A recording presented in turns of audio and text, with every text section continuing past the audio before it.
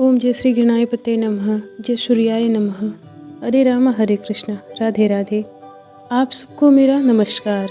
मेरा नाम है राधिका और आज मैं आपको बताऊंगी कि हमारी प्यारी श्री राधा रानी आखिर है कौन।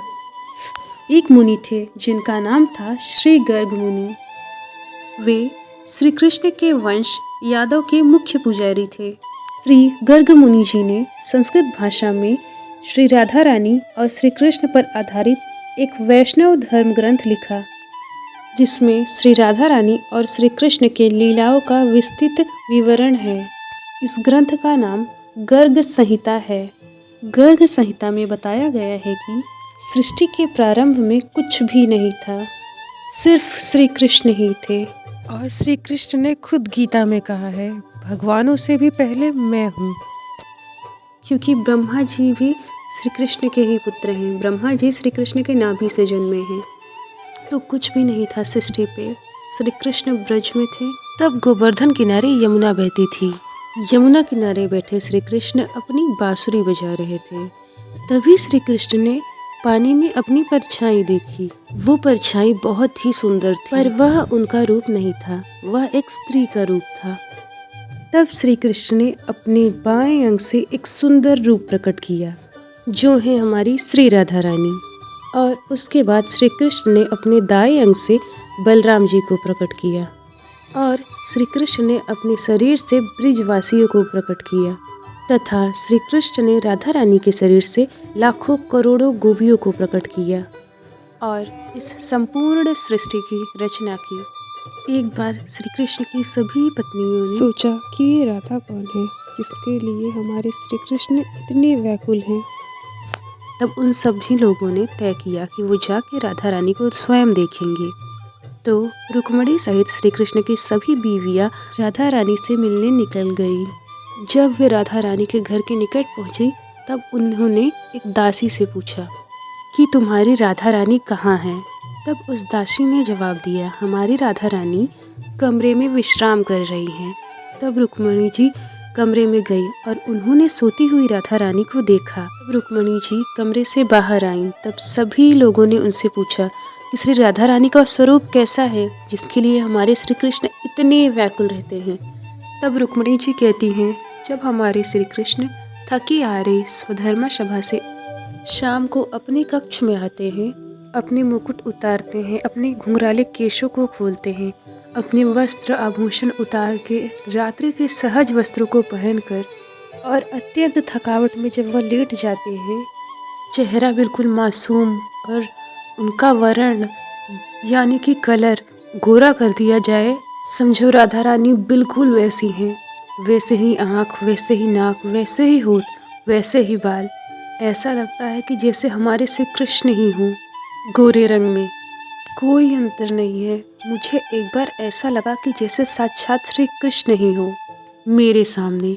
बल्कि अभी श्री कृष्ण को भी देखने की इच्छा नहीं, बस चित्त में वही राधा रानी की छवि चल रही है। तो हमारे श्री कृष्ण और राधा एक ही हैं, बस लीलाओं के लिए अलग अलग स्वरूप लिया है उन्होंने। श्री कृष्ण स्वयं कहते हैं, राध्यते यशा राधा। इसका अर्थ यह है कि जिनके द्वारा मेरी सेवा निस्वार्थ अमला भक्ति, उत्तमा भक्ति, प्रेमा भक्ति, निस्वार्थ दिव्य उन्माद की अवस्था में प्रत्येक क्षण, प्रत्येक कण, प्रत्येक स्थान में बिना टूटे मेरी भक्ति जो करे वही है राधा। श्री कृष्ण आगे और कहते हैं, एक और अर्थ है राधा का, राधे आराध्यते मया, यानी जिनको निस्वार्थ अमला प्रेमा उत्तमा भक्ति हर एक क्षण, हर एक कण, हर एक स्थान बिना टूटे मैं करूं, वो है मेरी राधा। राधा ही कृष्ण है, कृष्ण ही राधा है, दोनों अलग नहीं है। 1000 कलयुग के बाद एक कलयुग ऐसा आता है जिसमें राधा और कृष्ण युगल प्रेमी एक हो जाते हैं और श्री चैतन्य महाप्रभु के रूप में प्रकट होते हैं। इसीलिए कहते हैं, श्री कृष्ण चैतन्य, राधा कृष्ण नहीं अन्य। चैतन्य महाप्रभु जी में ही राधा कृष्ण दोनों समाये हुए हैं। जो हमारी राधा रानी है वे राधा ठकुरानी है, वृंदावनेश्वरी है। भगवान की कृपा शक्ति श्री राधा रानी है। सारी शक्तियों की दया शक्ति, कृपा शक्ति राधा रानी है। श्री कृष्ण भी भगवान है और श्री राधा रानी भी भगवान है। इसीलिए श्री प्रभुपाद जी ने राधा कृष्णा के युगल मूर्ति की स्थापना की सभी मंदिरों में। श्री कृष्ण सेवा लेने वाले भगवान हैं और श्री राधा रानी सेवा करने वाली भगवान है। श्री चैतन्य महाप्रभु जी श्री कृष्ण और राधा रानी का ही स्वरूप है, जिसे युगल स्वरूप कहा जाता है। श्री चैतन्य महाप्रभु जी ने ही हमें यह मंत्र दिया, हरे राम राम राम हरे हरे, हरे कृष्ण कृष्ण कृष्ण हरे हरे। यह एक युगल मंत्र है जिसमें श्री राधा रानी का और श्री कृष्ण का दोनों का आप एक साथ गुणगान कर रहे हो। जब राधा रानी यह देखती है कि ये व्यक्ति जो है मेरे स्वामी श्री कृष्ण के भजन में लगा हुआ है, तो राधा रानी श्री कृष्ण से कहती है, हे प्रभु यह भक्त बहुत अच्छा है। तब जाके श्री कृष्ण कृपा करते हैं हमारे ऊपर। तो इसीलिए श्री राधा और श्री कृष्ण दोनों की ही सेवा करनी चाहिए हमें। श्री राधा रानी की सेवा करेंगे तो हमें कृपा जल्दी मिलेगी, और श्री कृष्ण की सेवा करेंगे तो राधा रानी प्रसन्न होंगी हमसे। श्री राधा रानी को कृपा की मूर्ति भी कहा जाता है।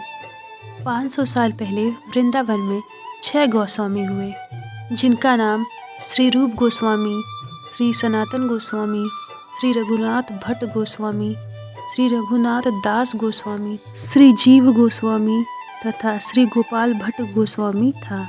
श्री राधा रानी अपना विस्तार करती हैं लाखों करोड़ों गोपियों में। आप देख रही हैं यहाँ पे 8 गोपियाँ हैं। ये गोपियाँ जो हैं राधा कृष्णा की सेवा में लगी रहती हैं, और इन 8 गोपियों की जो सहायक हैं उन्हें मंजरी कहते हैं।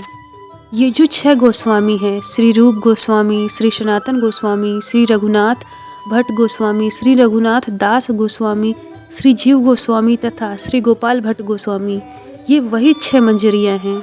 वृंदावन में जब राधा कृष्ण एक रूप में चैतन्य महाप्रभु बनकर आए, तो श्री कृष्ण और राधा रानी का स्वरूप चैतन्य महाप्रभु जी ने तो संन्यास लिया, तो उनकी सेवा के लिए उन मंजरियों ने पुरुष रूप में जन्म लिया और उन्होंने एक लीला की। एक बार श्री सनातन गोस्वामी जी का जन्मदिन था, तो रूप गोस्वामी जी की इच्छा हुई कि क्यों ना मैं अपने बड़े भाई के जन्मदिन पर उनके लिए खीर बनाऊं। तो रूप गोस्वामी जी ने सोचा कैसे करें, लेकिन हम तो भिक्षा मांग के जो रूखा सूखा मिलता है उसे खाते हैं, ना ही कोई राशन का साधन है। अब मैं क्या करूं? अपने बड़े भाई तथा गुरु को कैसे प्रसन्न करूं? रूप गोस्वामी जी ये सोच ही रहे थे कि तभी राधा रानी एक छोटी सी कन्या के रूप में वहां आ गई और रूप गोस्वामी जी से कहा, बाबा आप क्या कर रहे हैं? श्री रूप गोस्वामी जी ने विनम्रता पूर्वक जवाब दिया, लाली अर्थात पुत्री, मैं भजन कर रहा हूँ। मेरे प्रभु भगवान श्री चैतन्य महाप्रभु जी ने मुझे ग्रंथ लिखने को कहा है, वही लिख रहा हूँ। फिर उस छोटी सी कन्या ने पूछा, बाबा आपने कुछ खाया है कि नहीं? श्री रूप गोस्वामी जी ने उत्तर दिया, लाली मैं तो अभी सेवा कर रहा हूँ। फिर उस कन्या ने कहा, बाबा मेरे पास कुछ सामग्री है, दूध है, चावल है, मेवे हैं, चीनी भी है, आप ले लो, खीर बना के खा लेना। रूप गोस्वामी जी ने सोचा, कभी कभी ऐसा होता है कि मन की सोचो और वो वास्तविक में हो जाती है। रूप गोस्वामी जी ने कहा, अच्छा है लाली, भगवान ने तेरे को भेजा है, दो मुझे सामग्री दे दो। तो उस कन्या ने कहा, बाबा आप व्यस्त लग रहे हो, आप तो ग्रंथ लिख रहे हो, मैं बना देती हूँ आपके लिए खीर। श्री रूप गोस्वामी जी ने कहा, ये तो अच्छी बात है, बना दो लाली। तो उस कन्या रूपित राधा रानी जी ने खीर बनाया और खीर बना करके श्री रूप गोस्वामी जी को दे दिया और वो वहाँ से चली गई। श्री रूप गोस्वामी जी ने खीर को रख दिया और शाम को जब सनातन गोस्वामी जी आए तो रूप गोस्वामी जी ने वो खीर सनातन गोस्वामी जी को दिया। तब श्री सनातन गोस्वामी जी ने कहा, तुम्हें इस वीरान जंगल में ये खीर कहाँ से मिल गया? तब श्री रूप गोस्वामी जी ने कहा, एक छोटी सी लाली आई थी, उसने सामग्री के साथ साथ खीर बना के दिया। श्री सनातन गोस्वामी जी ने जब वह खीर चखा, खीर को चखते ही सनातन गोस्वामी जी समझ गए ये जो खीर है उसे श्री राधा रानी ने बनाया है। श्री सनातन गोस्वामी जी गुस्से से श्री रूप गोस्वामी जी से कहते हैं, रूप तुम्हें पता है कि वो लाली कौन थी? वो छोटी सी लाली कोई और नहीं, हमारी श्री राधा जी थी। श्री राधा रानी जी हमारी स्वामिनी हैं, हम उनकी सेवा के लिए हैं और तुमने उनसे सेवा ले ली। श्री रूप गोस्वामी जी बहुत दुखी हुए। श्री सनातन गोस्वामी जी और रूप गोस्वामी जी दोनों को दुख भी हो रहा है और दोनों भाई खीर भी खा रहे हैं। श्री राधा रानी से सेवा ले ली और आनंद भी आ रहा है कि श्री राधा रानी कितनी अच्छी हैं, अपने भक्तों पर कितनी और कैसी कृपालु हैं। हमारी राधा रानी अपने भक्तों की इच्छा को स्वयं पूरा करती हैं। ये कृपा की थी श्री राधा रानी जी ने श्री सनातन गोस्वामी और श्री रूप गोस्वामी जी पर। ऐसी है हमारी राधा रानी। हमारी राधा रानी जी को ऐसे ही नहीं दया की मूर्ति कहा जाता है। हमारी राधा रानी जी सच में दयालु हैं। आप भी जब भी सेवा करें तो श्री कृष्ण और श्री राधा रानी जी की साथ में सेवा करें, क्योंकि राधा भी भगवान है और कृष्ण भी भगवान है। यह कहानी यहीं समाप्त होती है। उम्मीद करते हैं आपको यह कहानी पसंद आई हो।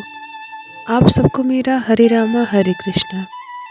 हमारी चैनल पर ऐसे ही भगवान की लीलाओं के बारे में बताया जाता है। और अगर आप श्री कृष्ण और राधा रानी की लीलाओं के बारे में जानना चाहते हैं तो हमारे चैनल को सब्सक्राइब करें। इस वीडियो को लाइक और शेयर करना ना भूलें।